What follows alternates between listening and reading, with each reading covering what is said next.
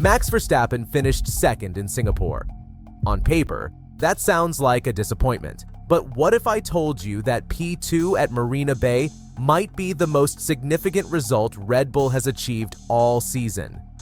Here are 3 questions that will define the rest of this championship battle. How did Red Bull suddenly unlock performance on 3 completely different circuit types? What exactly did Max's sensitivity reveal that the team had been missing for months?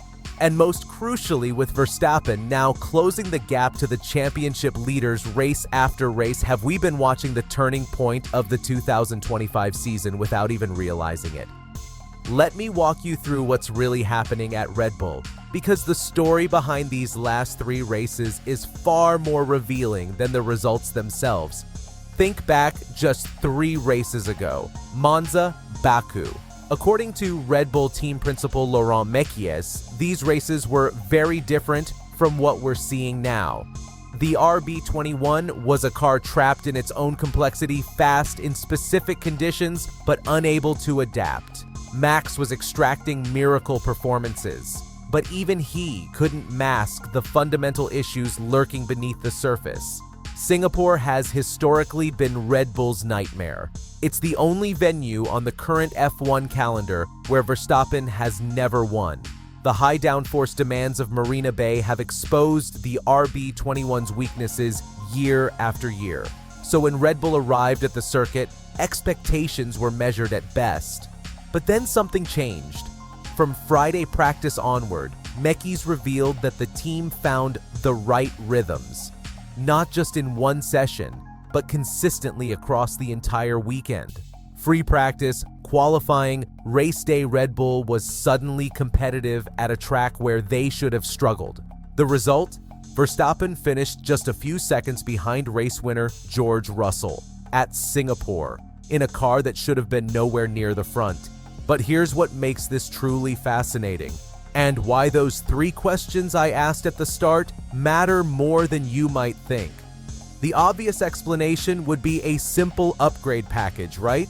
A new floor, some aero tweaks, and suddenly Red Bull is back in the fight. That's the easy story to tell. Except that's not what happened. Mekies was explicit about this. There is no single silver bullet, he stated clearly. Instead, Red Bull found something far more valuable and far more concerning for their rivals. A fundamental understanding of how to unlock the RB21's potential across different circuit types. Yet Red Bull has been competitive at all 3. And according to Mekies, this proves that what we have unlocked is not only low downforce specific, that's the critical phrase, not circuit specific, not setup dependent, a genuine performance unlock that translates across different configurations. So what actually changed? This is where the story gets really interesting, but then there's the second factor, the one that might be even more significant. Max Verstappen's sensitivity as a driver. According to Mekies, Max has been pushing us to explore different avenues with his feedback. Think about what that really means. We're not talking about a driver simply going faster. We're talking about a driver whose feel for the car, whose ability to articulate what the machine needs, actually changed the direction of the team's development. Verstappen's sensitivity revealed something the data hadn't shown, something the simulations had missed.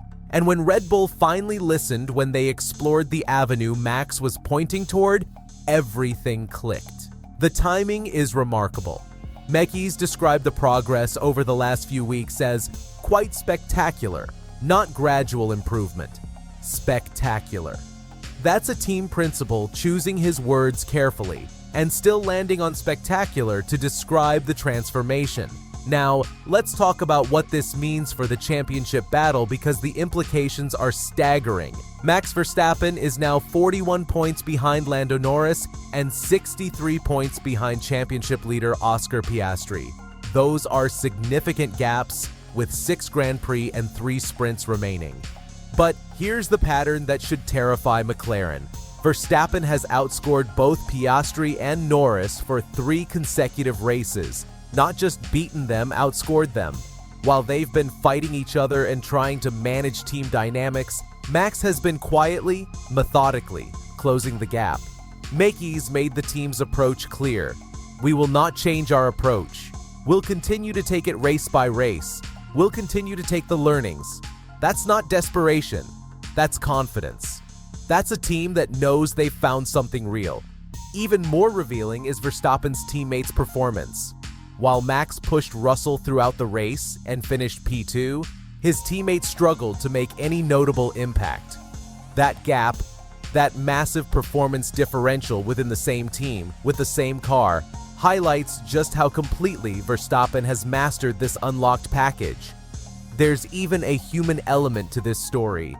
Japanese driver Yuki Tsunoda, part of the wider Red Bull family, expressed regret after Singapore, wishing he could have contributed more to the team's progress. Those sentiments, that feeling of missed opportunity, they reveal how significant this moment feels within the Red Bull camp. Which brings us back to those 3 questions from the start, and some new ones that emerge from this evidence. First, how sustainable is this performance unlock? Red Bull has proven it works across 3 very different circuits, but we've seen teams find form before, only to lose it when the calendar moves to new challenges. Can Red Bull maintain this across the remaining 6 races? Second, what exactly did Verstappen's sensitivity reveal? Mackey's was clear that Max pushed them to explore different avenues, but what were those avenues?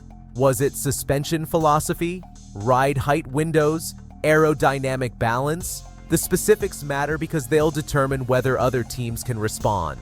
Third, and perhaps most crucial, have McLaren left this too late? They had a championship-winning car and a points advantage.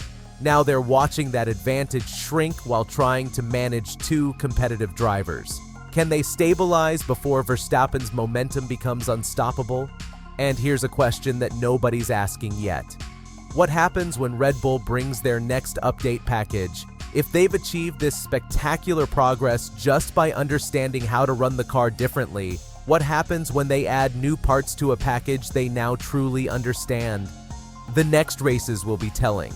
Watch how Red Bull performs at circuits with different characteristics.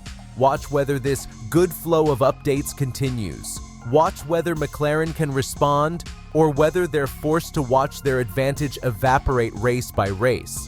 Verstappen finishing second, just seconds behind Russell, at Red Bull's historically worst circuit.